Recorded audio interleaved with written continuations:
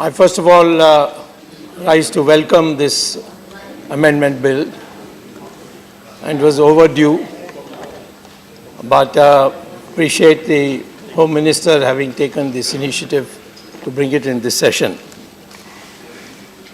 The question really here is that an exception be made for one family.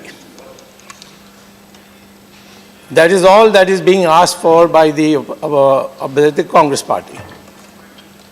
Because no other family of ex-prime ministers has been provided with this.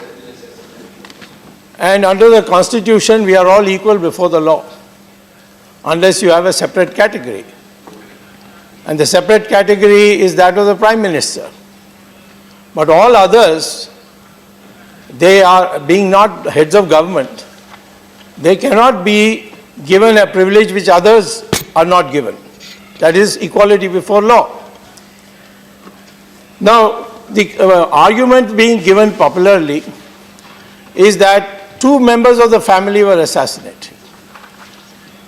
If you look at the facts of the assassination, that is nothing to do with the lack of security. In the case of Mrs. Indira Gandhi, the IB had presented a report saying that 2 of your security guards are infected and they should be transferred out. It's on record, it's there in the various commissions which have gone into this. And it was not approved by Mrs. Gandhi herself and also members of the family. And those very 2 guards assassinated her in her own house, not when she was on tour or when she was addressing a meeting. In the case of Rajiv Gandhi, Mr. Tulsi quoted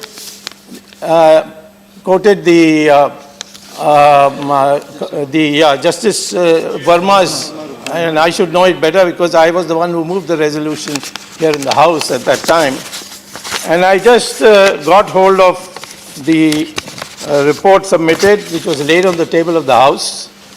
And paragraph 7 of the recommendation says, the Commission has also observed that the Congress party workers and organizers at the venue of the meeting did not extend the required cooperation to the police and created impediments in making proper security arrangements for Shri Rajiv Gandhi, particularly in ensuring strict access control in its proximity.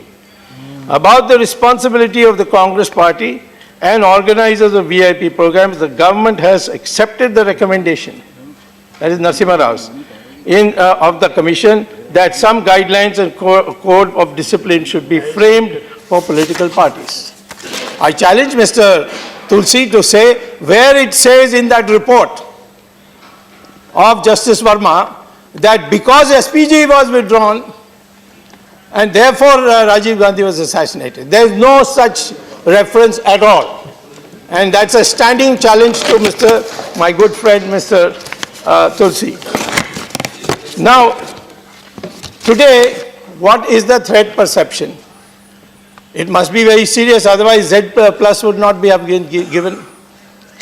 But none of those threat perceptions which went earlier, when Mr. Narasimha Rao amended the Act to give this special coverage of SPG to Mrs. Sonia Gandhi and the family.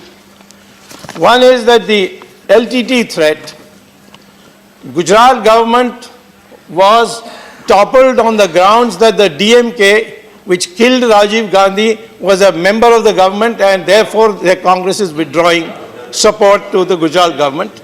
Mr. Gujarat's son is here, he may not remember. It is absolutely on record. No, please. It's on record. It will examine. We'll see. Please. That's history. It is true.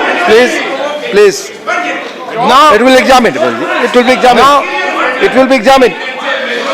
She said that. Why Honorable members, this will be examined, I told you. Yes, this will be examined. Please. Now they are friends with the DMK. Please. LTT also.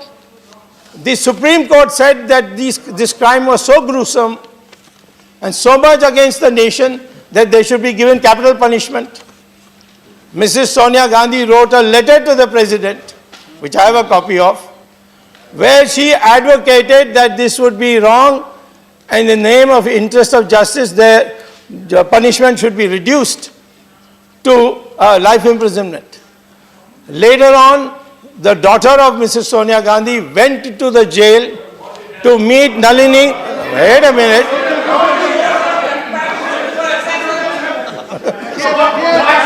Please. She went to the jail and the jail manual said only relatives can come and meet convicted prisoners. That was broken. She broke the prison rule. And so there is no threat from LTT. What else is the threat? Islamic forces cannot be threat to because they are very secular. We are the ones who have to suffer for it. So I would like to say, to conclude, first of all, it's a constitutional principle of equality before the law. It applies to them. There cannot be a separate constitution for them. The constitution applies to all of us. Second, we want them to be all alive because I would like to see them to go to jail on corruption charges.